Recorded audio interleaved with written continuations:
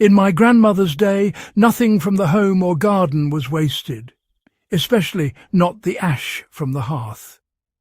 After a fire, that soft grey powder was treasured, not tossed. It was saved and returned to the soil, closing a natural loop. Gardeners knew wood ash could invigorate their vegetable patches and flower beds, all without store-bought fertilizers. Each winter, ash was carefully collected and kept dry, ready for spring's first signs of growth. Sprinkling ash on the soil was more than a gardening tip. It was a way of working with nature, respecting every resource. The end of a log became the beginning of a new, healthy garden.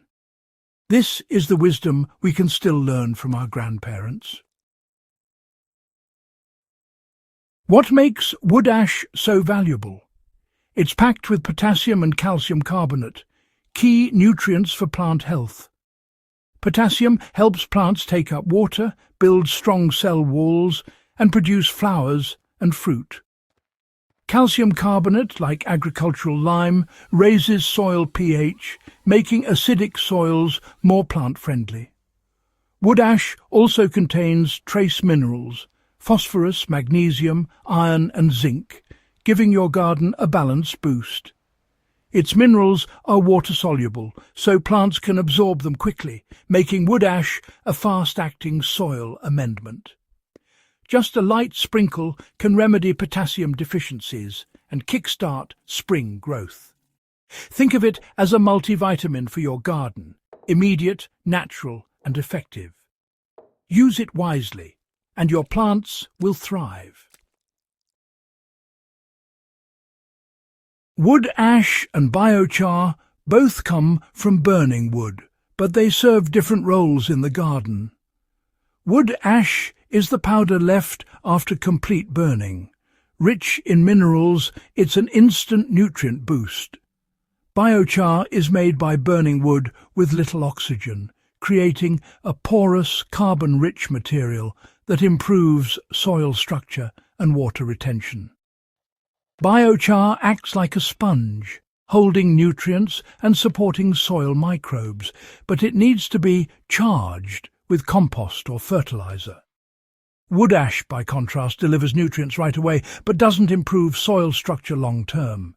Use biochar for lasting soil health and wood ash for a quick nutritional fix. Together, they can transform your soil, structure from biochar, nutrients from ash. For immediate results, just like Grandma did, reach for the ash bucket. Using wood ash is simple, but a little care goes a long way. Only use ash from clean, untreated wood, never from coal, painted or treated timber. Sieve the ash to remove large chunks and store it dry in a covered container. Apply a light dusting, about 1 to 2 handfuls per square metre, once a year, ideally in late winter or early spring. Scatter it evenly and rake it into the topsoil, letting rain wash nutrients to the roots. Don't overdo it. Too much ash can make soil too alkaline, harming plants. Avoid using ash around acid-loving plants like blueberries, rhododendrons or potatoes. Always apply on calm days to prevent losing ash to the wind. With these simple steps, you'll boost your soil safely and effectively. Use with care, and your garden will thank you. Wood ash is a kitchen garden's best friend, especially for fruiting crops like tomatoes, beans and squashes. Onions, leeks, carrots and parsnips also thrive with a little ash. In flower beds, it strengthens stems and fuels bigger, brighter blooms for roses, peonies and delphiniums.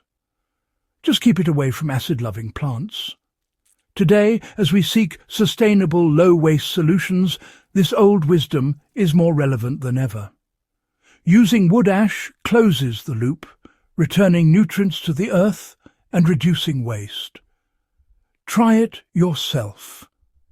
A simple act rooted in tradition that brings healthier soil and a more abundant garden.